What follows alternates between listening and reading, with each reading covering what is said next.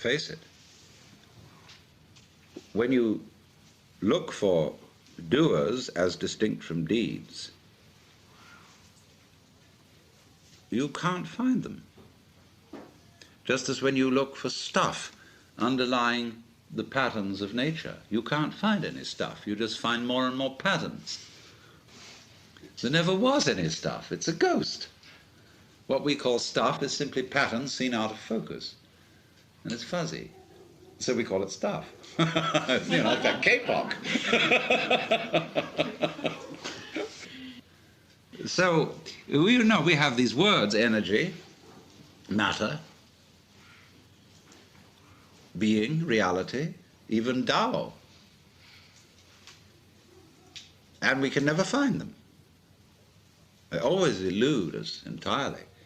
Although we do have the very strong intuition that all this that we see is connected or related.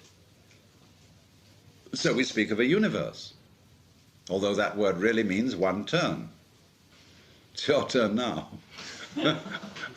Or like you make one turn to look at yourself, but you can't make two turns and see what's looking.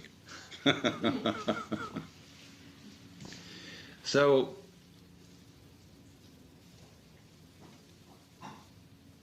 it's very simple, therefore. You only have to understand that you can't do anything about it. You can struggle and struggle and struggle, and indeed will do so, as long as you have the feeling inside you that you're missing something. And of course, if you are learning any sort of skill, and you haven't perfected the skill, there is indeed something you're missing. But in this thing that we're talking about, that isn't true. Because you, as the Buddhists say, are Buddhas from the very beginning. And all that searching is like looking for your own head, which you can't see, and therefore might conceivably imagine that you're lost. So that indeed is the point, that we don't see what looks, and therefore we think we've lost it.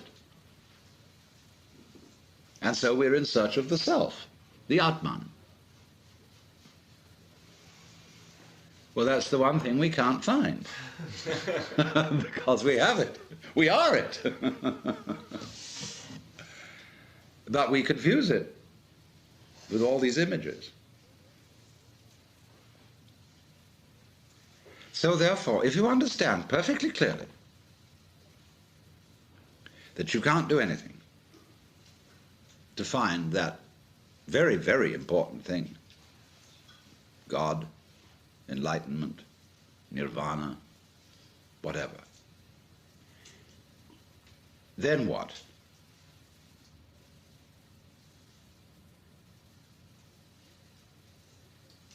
Well, I find, it's so stupid, because even if I tell myself, well, there's nothing I can do about it, why did I say that? You see? Why did I say that? Why did I go out of my way to tell myself there's nothing I can do about it?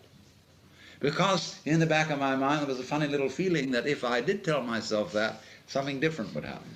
See? All right. So even that doesn't work. Nothing works. Now, when absolutely nothing works, where are you? Well, here we are. I mean, there's this feeling of something going on. Now, the world doesn't stop dead when there's nothing you can do. There's something happening. Now, just there, that's what I'm talking about. There's the happening. When you are not doing anything about it, you're not doing anything about it, you just can't help it. It goes on despite anything you think or worry about or whatever. Now, there is the point. Right there. And remember, although you will think at first that this is a kind of determinism, there are two reasons why it isn't. One, there is nobody being determined. Now, other people think of determinism as the direction of what happens by the past, the causation of what happens by the past. Now, if you will use your senses, you will see that that is a hallucination. The present does not come from the past. If you listen, and only listen, close your eyes, where do the sounds come from according to your ears?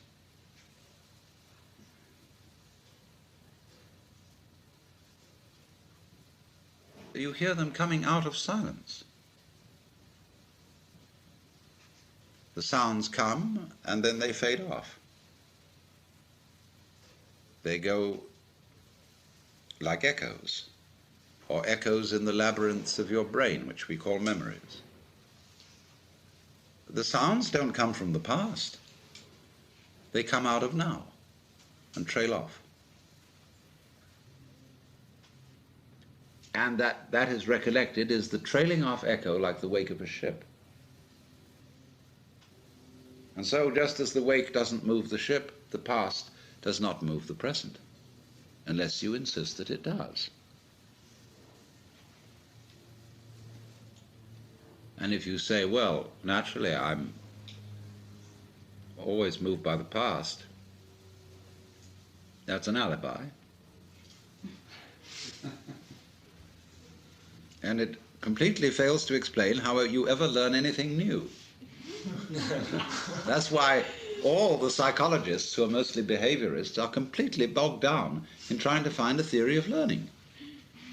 Because according to the theory of learning that we have, everything new that you assimilate is really only learned when translated into terms of what you already know. So in that sense, learning becomes like a library which increases only by the addition of books about books already in it. A lot of libraries are indeed like that. So that's what we call scholasticism. So then, you become aware that this happening isn't happening to you because you are the happening. The only you there is what's going on. Yeah, feel it. And disregard these stupid distinctions that you've been taught. I mean, stupid relatively speaking. And feel it genuinely. When you feel it genuinely, you get down to rock bottom, all that isn't there. That's a game that's been erected on it. And it isn't determined. In other words, you get this odd feeling of a synthesis between doing and happening, in which doing is as much happening as happening, and happening is as much doing as doing. And if you're not very careful at that point, you'll proclaim yourself God Almighty in the Hebrew Christian sense. Like Freud alleges babies feel that they're omnipotent. And in a way they are. I am omnipotent insofar as I'm the universe. But I'm not omnipotent in the role of Alan Watts. Only cunning.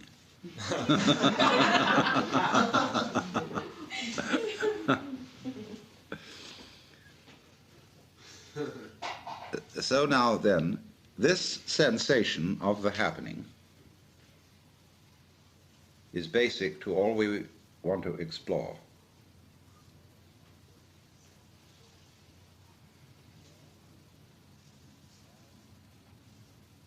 It's there as you see you can't do anything. And that as you see you can't do anything, you don't go and distract yourself with something else. Any sort of distraction. Because if you do that, you will miss what follows from the feeling of what is going on when you're not doing anything. When you're not able even to not do anything. See, this is a sticky place. You can't get in and you can't get out. That's why it's called in Zen the mosquito biting the iron bull, or the man who swallowed the ball of red-hot iron, which he can't gulp down and can't spit out. See, it's that difficult. What are you to do or not do? And that tells you, you see, that dilemma, that what you thought was you just isn't there at all. Now, don't make it difficult, because that's a form of evading it.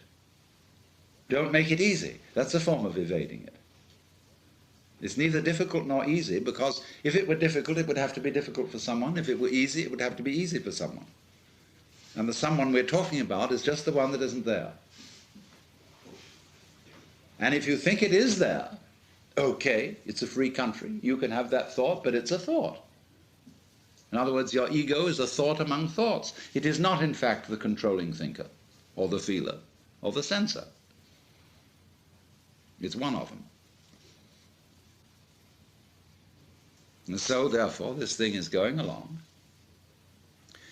And as I say, we get anxious because we feel nobody's in control, but nobody ever was.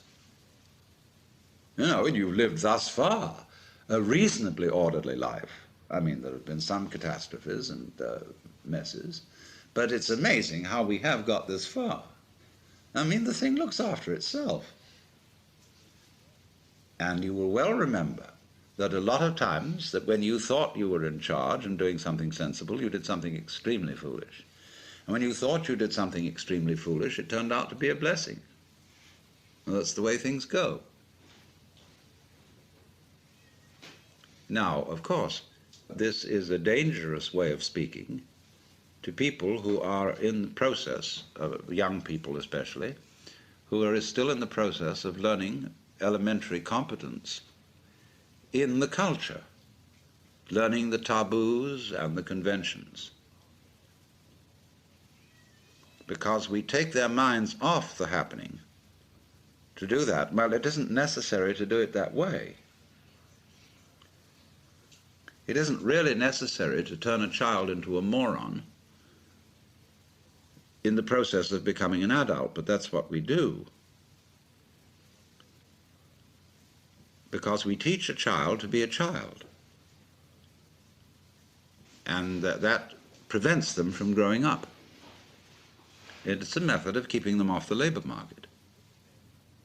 But if you speak to a child from the beginning as if it were an adult, and talk, not baby talk, but straight language, your child will become master of English language, say about 3 years old, certainly in talking it, and will be able to tell you a lot of funny things you don't know.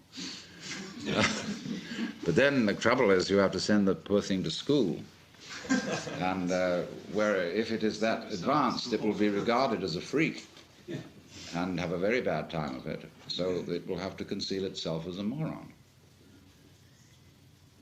Sometimes children are brought up without that interruption of being a child.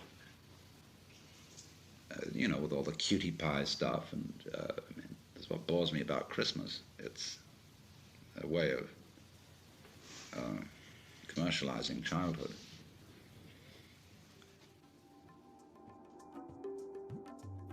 You've been listening to Alan Watts in Inevitable Ecstasy Part 1, and now we're going to go on to Part 3 of the seminar, well, at least part of Part 3, an edit of about 20 minutes where he gets into some very interesting territory.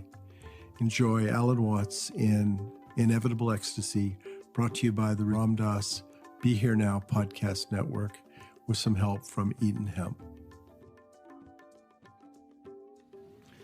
I was making a basic comparison yesterday between the state of consciousness of a baby and that of a so-called mature adult, respectively what we would call undifferentiated and differentiated. The adult consciousness being highly selective, and the baby consciousness being very open and hardly selective at all, and therefore unable to distinguish what adults consider to be the important things, which have to do with the conventions and rules of a social game based on the positive aspects, whether they be called good or pleasant or life-giving and so on, that must prevail over the negative aspects.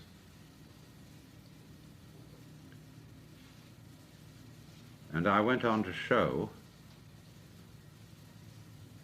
that this contrast between the two views of the world has another marked characteristic, that in the case of the baby who hasn't been trained or told, doesn't distinguish between voluntary behavior and involuntary occurrence. And of course we think this is a very fundamental defect. But if we go back, you see, to a principle that underlies the whole universe with a kind of mathematical exactitude, we see that if we reduce things to the situation of primal simplicity, and we have a primordial self and other situation, that is to say, two balls in space, there is absolutely no way of telling when they move which one of them is moving or which one is still. They must necessarily appear to move mutually. There is no point of reference except each other to determine which is moving and which is still. Now, everything that goes on in the universe is simply a complication of that principle, because the same thing holds true if you multiply the number of balls. You will see that that primordial principle, that all movement is mutual, still applies. And so, in the complexity of things, because we get situations where, say, there is relative stillness and one particular body is moving with relation to that, we think automatically those many bodies are indeed still, and that this one body is going this. See, here's one and here's many, and the one we say, well, is doing this. We don't assume that the many are doing this. And that's the principle of the majority is always right. They constitute the most impressive background, the fixed stars as against the planets. But we're always going to get back to that absolutely fundamental situation. And therefore, the baby's failure to distinguish between the voluntary and the involuntary, the I and the other, is in a way correct. Psychologists, psychoanalysts in particular, make a great deal of this contrast and consider that the baby's view is inferior to the adult's. And if an adult should go to that view or acquire that view, in psychoanalysis this would be called regression. The point that is missed is that the two ways of looking at things need each other to balance out, and that one needs the baby's view as a basis for the adult view, because if you don't have it, you take the adult view too seriously, get completely carried away by it. All right, now,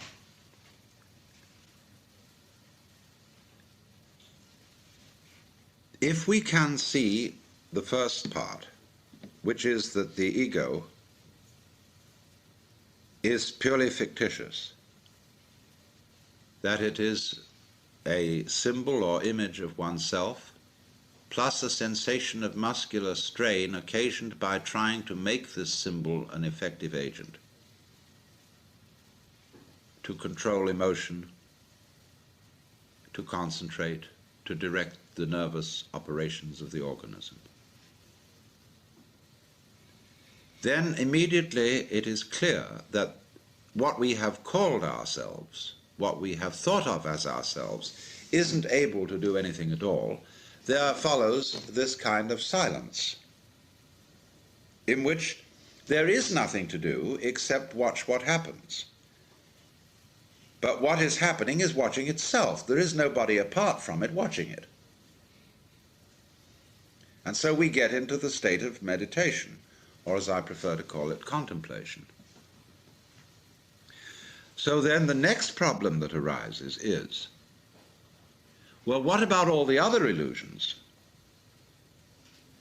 Although they are somehow integrated and centered upon the illusion of ego, nevertheless, the whole value system of what is important, what is not important, what is good, what is bad, what is pleasant, what is painful, has to be called in question. Now then, we get to this. As I explained yesterday afternoon, what we are aware of is a complex of vibrations. And we have been conditioned to call them graduatingly good, bad, pleasant, painful. Whereas, as a matter of fact, they are nothing but vibrations. And if you look at any one of them by itself, you won't know where it is. That is to say, if you only know red, you can't see that it's red. You can only know that this is red by contrast with yellow and green and blue and violet. So you don't know that a sound is loud unless you know soft sounds, or you don't know that it's soft unless you know loud.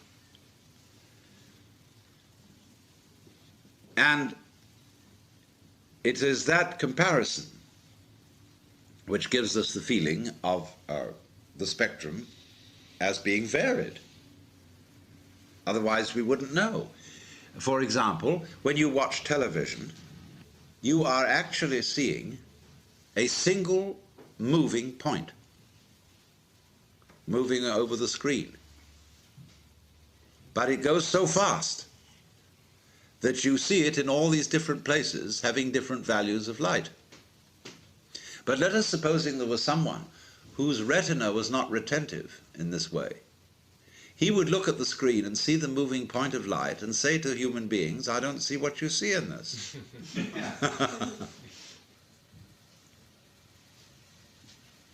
Now, can we, therefore, get back not only to the situation where we see that the ego is a mere construct, but also where we see that all the values we put on the vibrations are arbitrary,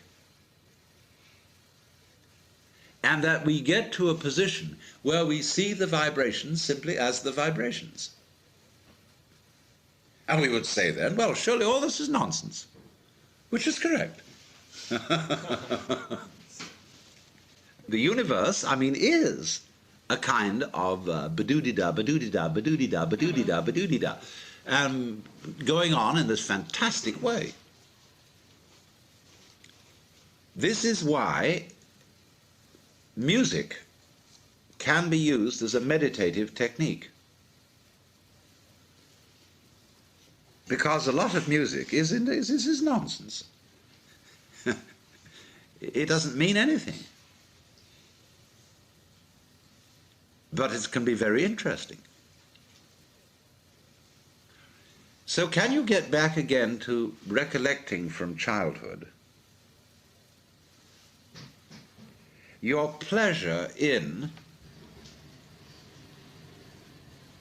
events that from your present point of view you would call entirely meaningless?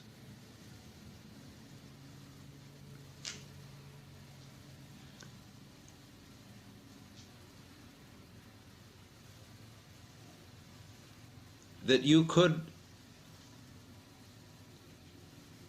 listen to a sound like twanging metal and it goes boing, boing, boing, boing, and that's fascinating.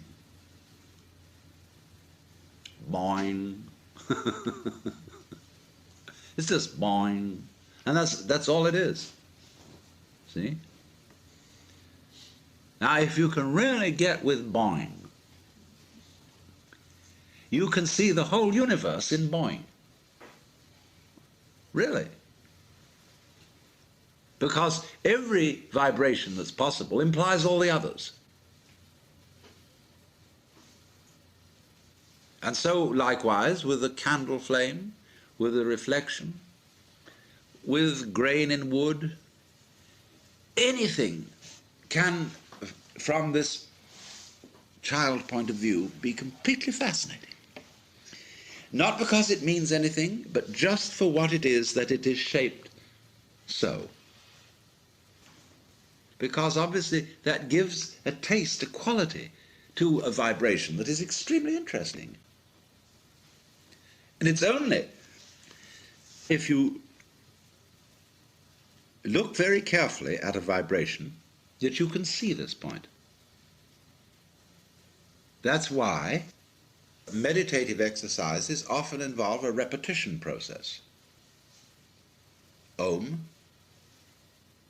or saying a phrase, or doing an act like a mudra, over and over and over again.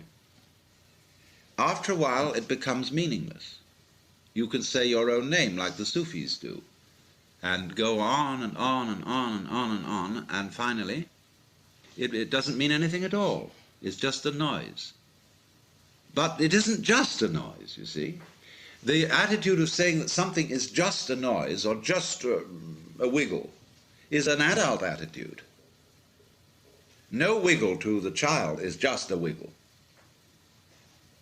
To the child, the elemental thing going on is blah, you know? I mean, it's just fantastic. Now, do you see why this is what mystics call ineffable? That is to say, you can't really talk about it. When I try to explain what I mean by digging a sound, I suddenly realize that I'm not really saying anything.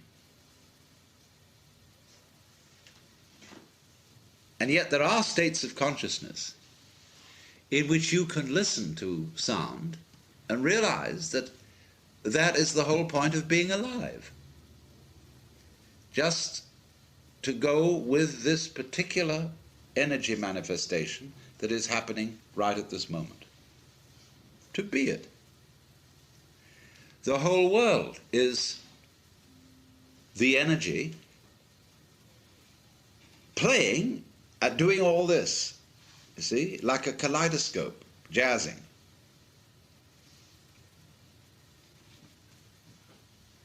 So if you watch that, and watch it that way, you will be accused, of course, by those who are guardians of the game of doing something very dangerous. You're going completely crazy. The number of theological texts I've read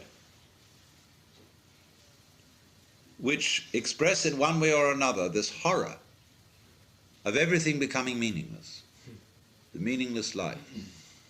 A tale told by an idiot, full of sound and fury, signifying nothing. Those people, you see, have not dared to look at it. Now, there's another way of looking at it, of course, where in states of acute depression, people see it all as meaningless, but not really meaningless. They see it all as a conspiracy of horror. Let's imagine that everything is mechanical. There are no living beings at all. There are a lot of beings that are such good computers that you can't tell the difference between them and what you thought were people. But everything going on is simply clockwork. And there's nobody home, although it puts on a convincing show that there is. And so you get the feeling that the entire world is enameled tin, or patent leather, or plastic, and tasteless, hollow, like a Wurlitzer jukebox. That's a very common feeling of people who get into acute depression. But you see, there is still here a valuation. You are associating the world with the mechanical as distinct from the organic. And we have a tendency, you see, to put down the mechanical, because obviously a plastic flower doesn't have the scent, it doesn't have the